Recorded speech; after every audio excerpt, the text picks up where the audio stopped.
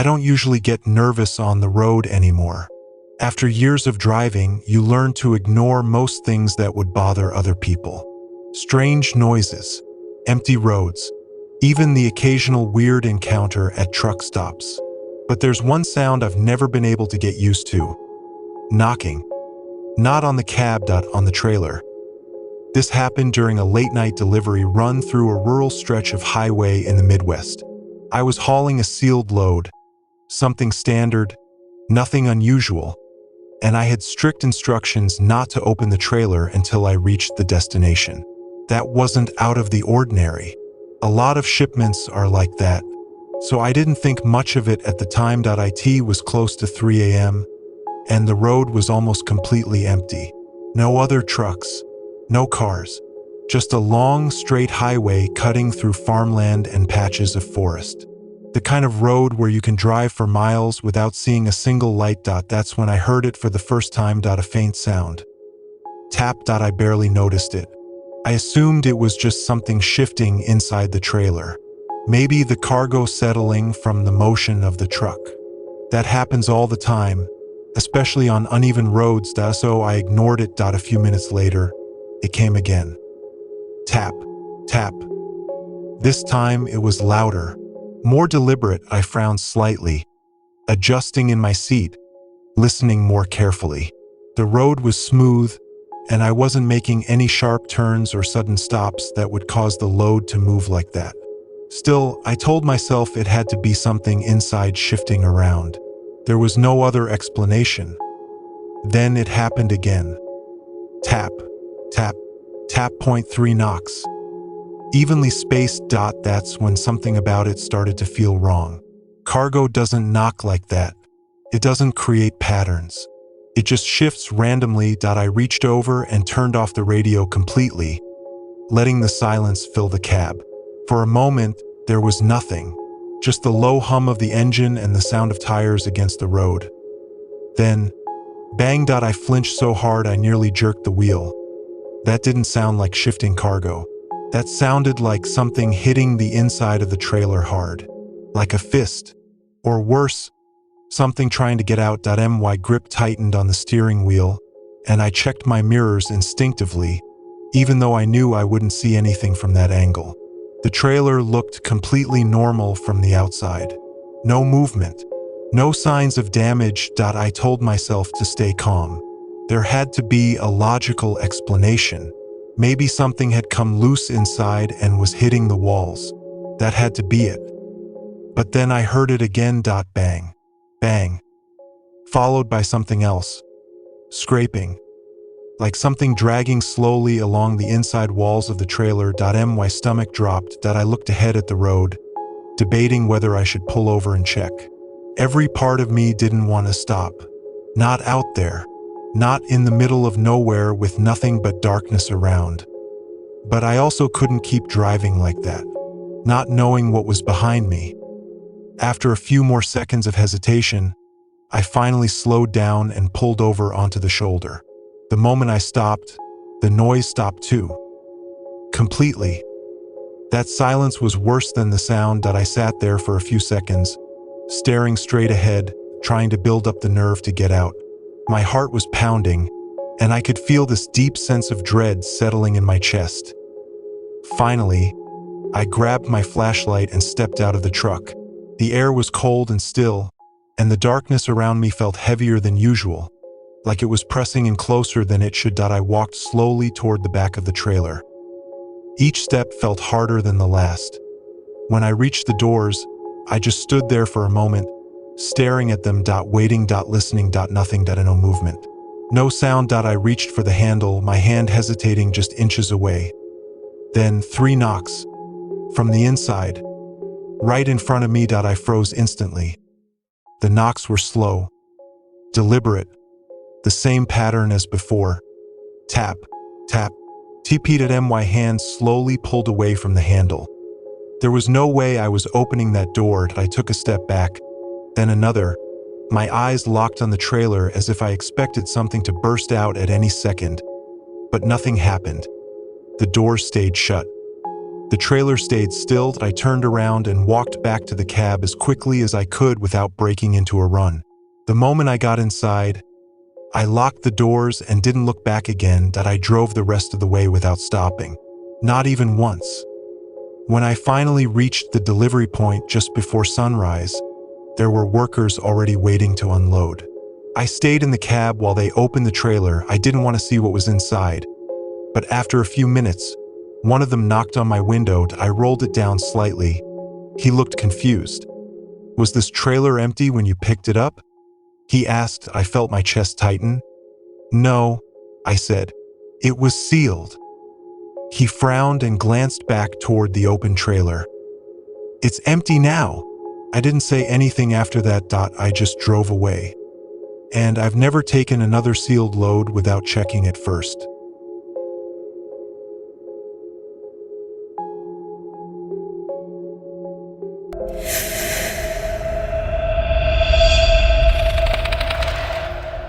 There's an unspoken rule among truckers. If you see the same vehicle too many times on a long stretch of empty road, you start paying attention. Most of the time, it's nothing, just someone taking the same route as you. But every now and then, it feels different. This was one of those times. It started somewhere along a quiet interstate in the middle of the night. I had been driving for a few hours already, just cruising at a steady speed with barely any traffic around. The road was wide open, and the sky was completely black. No stars, no moon, just darkness pressing down from above. That's when I noticed the headlights behind me. At first, I didn't think much of it. It's normal for cars or trucks to appear out of nowhere on long highways. But what caught my attention was how far back they were. They weren't gaining on me. They weren't falling behind.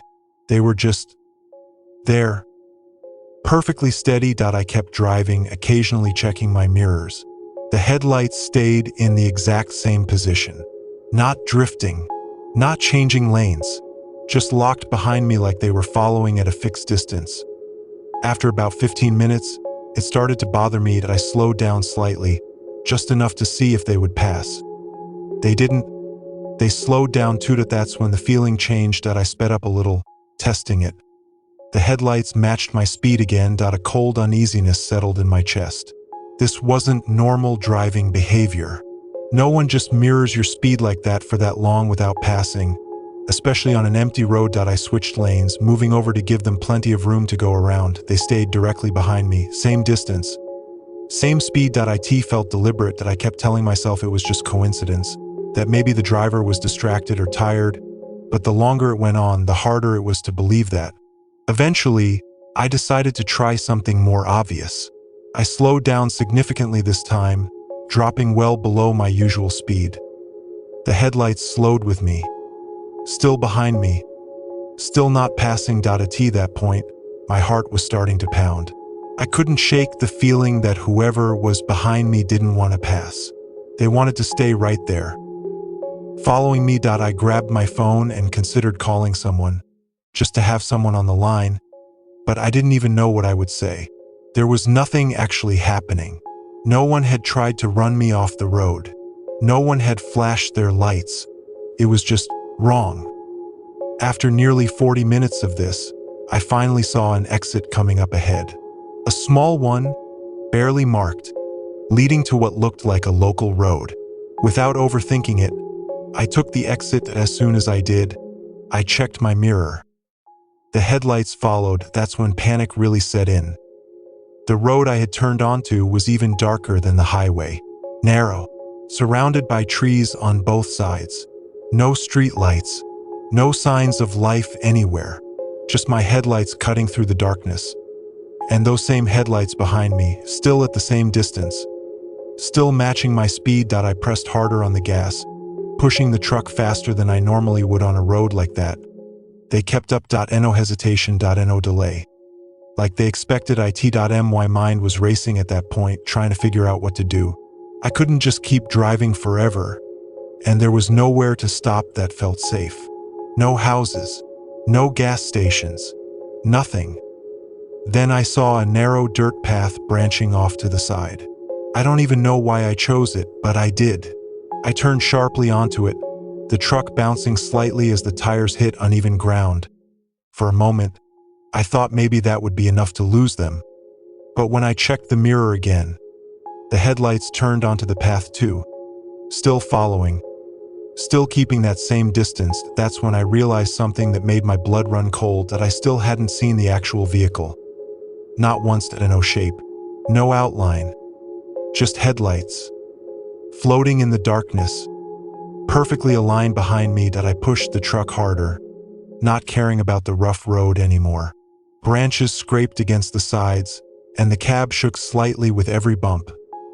Then suddenly, the headlights disappeared, just like that. No turning away, no fading into the distance. Gone. That I slowed down instinctively, my eyes locked on the mirror, waiting for them to reappear. They didn't. After a few seconds, I stopped the truck completely and sat there, listening. Nothing. No engine, no movement, just silence. I stayed there for a long time before finally turning the truck around and heading back toward the highway. When I reached the main road again, everything felt normal. A few distant cars, open road, nothing unusual. But even now, every time I drive at night and see headlights behind me, I can't help but check, just to make sure they don't stay in the same place for too long. Because if they do, I don't wait anymore.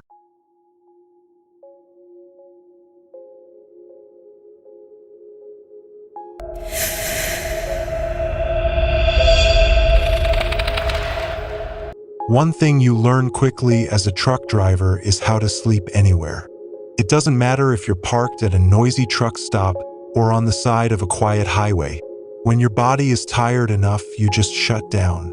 That's exactly what I planned to do that night. I had pulled into a small, nearly empty rest area sometime around 2 a.m. It wasn't a proper truck stop, just a quiet pull-off with a few parking spots and a dim overhead light that barely lit the area.